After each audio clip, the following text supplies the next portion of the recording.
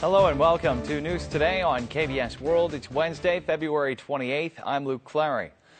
The prosecution has demanded 30 years in prison for former President Park Geun-hye.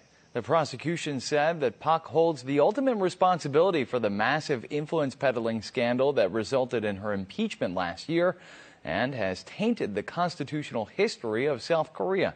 Here's more. Former President Park Geun-hye did not appear in the final court hearing. The prosecution's final opinion was adamant. They described Park as the person who is ultimately responsible for the massive influence-peddling scandal. Prosecutors also accused the impeached president of causing a national crisis by letting unauthorized people meddle in state affairs. They said that Park had privatized presidential power and damaged the value of the nation's constitution. They also blamed the ex-president for tainting the constitutional history of the nation.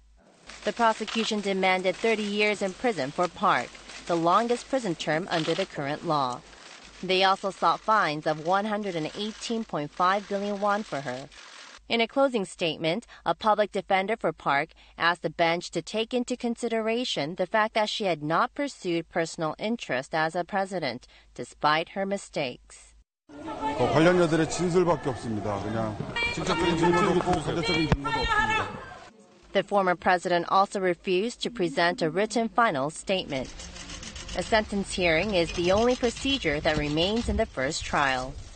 However, the controversy connected to the ex-president won't end anytime soon, as another trial began on Wednesday over allegations that she received the so-called special activity funds from the National Intelligence Service and meddled in nominations of candidates for lawmakers.